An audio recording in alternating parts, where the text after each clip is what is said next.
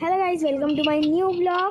তো আজকে আমরা বানাবো আলুর চিপস। মা ফার্স্টে গ্রেডার দিয়ে চেষ্টা করার পরও হলো না, মোটা মোটা হয়ে যাচ্ছিলো, কোনোটা পিস পিসই হয়ে যাচ্ছিলো।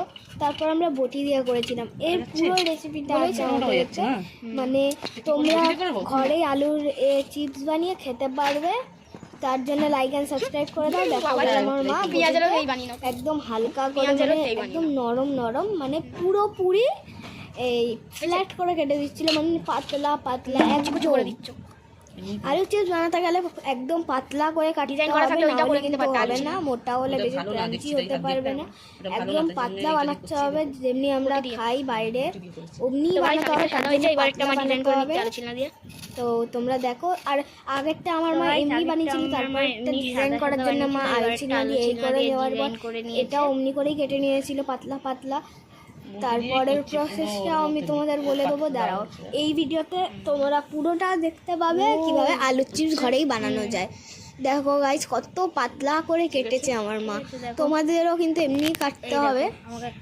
দেখো আমি তোমাদের হাতে করে দেখাচ্ছি কত পাতলা হয়েছে। নর্মাল আলু থাকলে এমনি হতোই না, তার আগে ভেঙে যেত।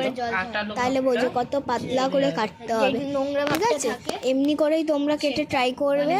এই অরেঞ্জ অরেঞ্জ আমার মা কেটে নিয়েছে। কেটে নেওয়ার পর এগুলো কিন্তু জলে ভিজিয়ে রাখতে হবে কিছুক্ষণ ধরে। তার পিস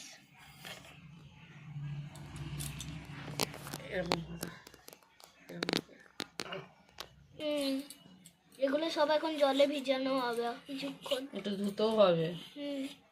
আমি ধুয়ে আনবো, ঠিক আছে।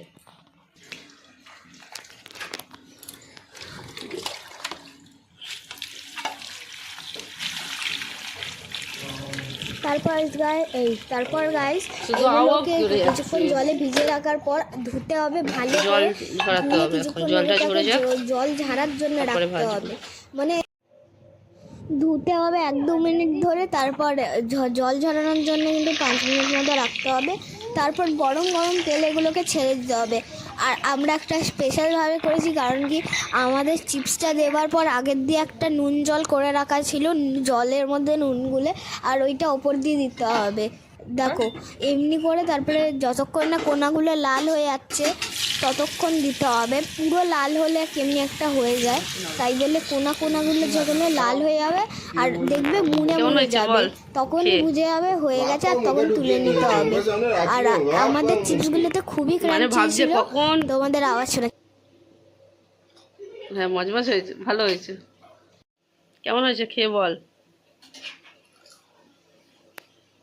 ক্রাঞ্চি হয়েছে, হেভি হয়েছে। এটা আমি বানিয়েছি। এই প্যাকেটটা খাবার আগেই শেষ করে দিচ্ছি। নুন দিচ্ছে, তারপর যতটা বানিয়েছে সেই পরিমাণ নুন দিয়ে দিতে হবে। নুন দেওয়ার পর আরেকটা মশলা দিতে হবে, যেটা হলো ম্যাগি মশলা। দিয়ে দেওয়ার পর এগুলোকে ঝাঁকিয়ে নিয়ে ঝাঁকাতে হবে, যেমন ঝাঁকিয়ে যাতে পুরো সব কটাই চিপসে যেন লাগে মশলা। ম্যাগি মশলা দিলে বেশি ভালো হবে। এমনি করে সেকি করবে।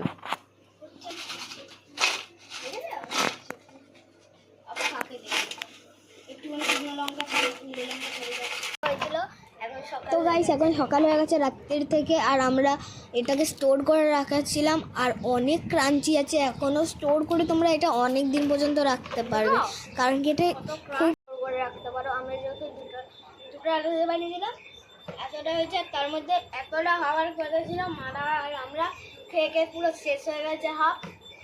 যতটা বেঁচেছিল এখন রাখা হয়েছে, ডাল ভাতের সাথে খাবো। টাটা, বাই বাই, দেখা হবে নেক্সট ব্লগে। ততক্ষণের জন্য সাবস্ক্রাইব করে নাও, পরের ভিডিও দেখতে পাবে।